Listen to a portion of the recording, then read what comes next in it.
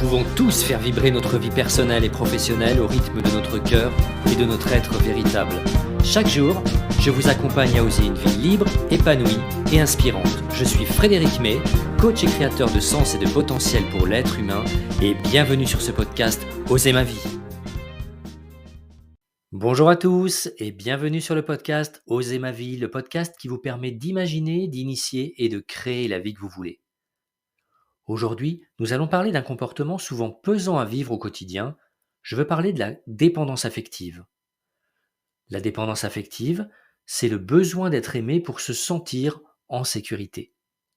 C'est un phénomène complexe qui peut avoir des répercussions importantes sur notre bien-être émotionnel et notre capacité à entretenir des relations saines.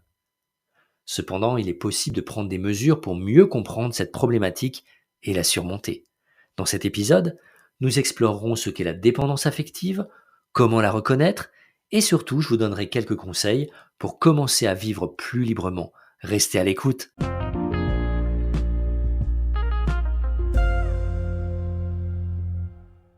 Lorsque le besoin d'être aimé devient plus fort que le besoin de se respecter, c'est le début des problèmes.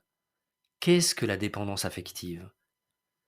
La dépendance affective, souvent méconnue ou minimisée, il faut le dire, est un profond besoin de se sentir aimé et de se connecter aux autres. C'est une quête excessive d'affection, d'approbation ou d'attention dans une relation qui finit souvent par prendre le dessus sur d'autres aspects de la vie. Elle se caractérise par un besoin excessif et malsain de la présence et de l'approbation d'une autre personne. Elle se traduit souvent par une peur irrationnelle de l'abandon, une faible estime de soi, entièrement dépendante du regard de l'autre, une tendance à se sacrifier pour les autres et une incapacité à s'épanouir en dehors de la relation. Cette dépendance peut avoir des origines diverses comme des traumatismes émotionnels, un manque affectif durant l'enfance ou des schémas familiaux. Contrairement à un trouble de la personnalité, la dépendance affective n'est pas un diagnostic psychiatrique officiel, mais un phénomène émotionnel bien répandu.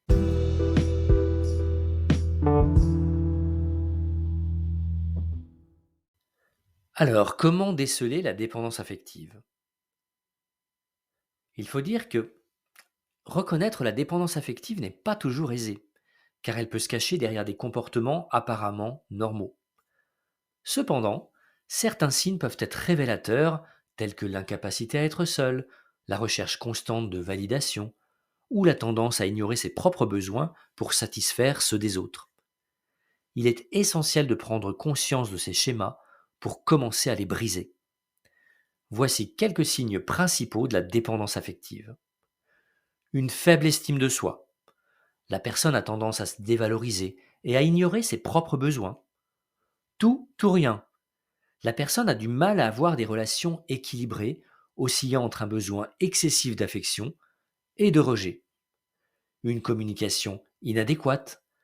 La personne a des difficultés à exprimer correctement ses sentiments et à recevoir des critiques. Une anxiété élevée. La personne souffre d'anxiété avec des symptômes physiques comme des palpitations, des sueurs, etc. La peur de l'abandon. La personne a une angoisse permanente d'être quittée ou de perdre l'autre. Les conduites à risque. La personne peut adopter des comportements dangereux pour préserver la relation. La délégation des décisions. La personne laisse l'autre prendre les décisions pour elle afin de rester disponible. Il est souvent difficile pour une personne de prendre conscience de sa propre dépendance affective sans l'aide d'un professionnel. Celui-ci pourra réaliser une évaluation et identifier les causes, les symptômes et les schémas de pensée dysfonctionnels à l'origine de cette dépendance.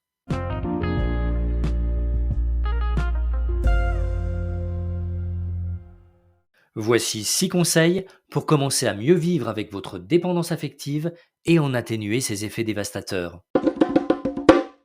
Premier conseil, identifiez les origines de votre dépendance affective. Réfléchissez à votre enfance, aux relations avec vos parents, aux événements marquants qui ont pu contribuer au développement de cette dépendance. Comprendre ses racines est la première étape pour s'en libérer.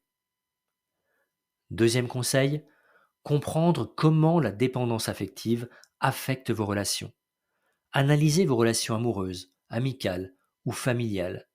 Identifiez les schémas répétitifs, le manque de confiance, la jalousie ou la possessivité qui peuvent être liés à votre dépendance. Identifiez et challengez les croyances négatives que vous avez sur vous-même. Pratiquez l'affirmation de soi et reconnaissez votre propre valeur. Troisième conseil, fixez-vous des limites saines dans vos relations. Apprendre à dire non, à ne pas tout sacrifier pour l'autre, à prendre de la distance émotionnelle est essentiel pour regagner en autonomie. Apprenez à dire non lorsque c'est nécessaire. C'est respecter vos propres besoins. Cela vous aidera à construire des relations plus équilibrées. Quatrième conseil, apprendre à vous aimer et développer votre confiance en vous. Concentrez-vous sur votre développement personnel, vos passions, vos qualités. Faites-vous des compliments et des déclarations positives sur vous-même. Apprenez à vous traiter avec la même gentillesse que vous le feriez avec un ami.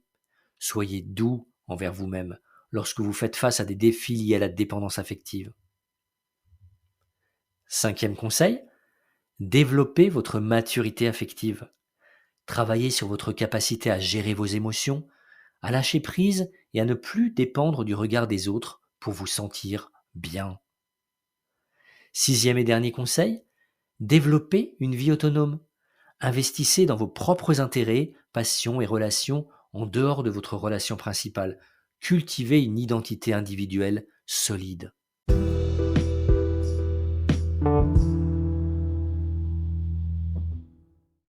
En suivant ces quelques étapes, vous pourrez progressivement atténuer le poids de cette dépendance affective et apprendre à avoir des relations plus saines et plus épanouissantes. Mais s'il fallait retenir une chose, c'est qu'il est essentiel de prendre soin de soi au quotidien, en adoptant des habitudes de vie saines et en accordant du temps à ses propres besoins et aspirations. Cela permettra de réduire la dépendance affective et de vous épanouir pleinement dans et en dehors des relations. Vaincre la dépendance affective n'est pas un long fleuve tranquille, certes, et amène même, en début de processus, une certaine instabilité liée à la peur de ne plus pouvoir être aimé. En effet, imaginer ne plus vivre avec la dépendance affective peut nous mettre en insécurité avec ce sentiment angoissant de ne plus plaire à personne et d'être abandonné de tous. Ce n'est bien sûr qu'une perception personnelle et nous savons que les personnes vous aiment pour qui vous êtes vraiment et non pour ce que vous faites. Cette quête d'authenticité fait d'ailleurs partie du chemin de la libération. En apprenant à vous considérer, à vous aimer et à vous respecter sans condition et sans jugement, vous reprendrez petit à petit votre juste place dans vos relations et vos émotions. Alors en prenant des mesures pour comprendre et traiter ce défi, vous pouvez commencer à vivre une vie plus autonome et plus épanouissante. Rappelez-vous, vous méritez l'amour et le respect et vous avez le pouvoir de créer des relations saines et équilibrées. Et n'hésitez pas à vous faire aider pour mieux comprendre, construire une bonne estime de vous, vous affirmer et mieux profiter de vos relations et de votre vie au quotidien. Alors prenez soin de vous. À très vite. Merci pour votre attention. C'était Frédéric May pour l'émission Oser ma vie. Retrouvez-moi sur les réseaux sociaux ou sur mon site internet coaching-personnel.fr. Si vous avez aimé cet épisode, n'hésitez pas à réagir en commentaire ou à me laisser un petit audio ou à lever le pouce pour aimer ce podcast. Enfin, je reste disponible pour vous donner toutes les informations sur mes accompagnements Oser ma vie, Oser mon job ou Oser mon business et établir avec vous un plan d'action personnalisé. Prenez soin de vous et à très bientôt.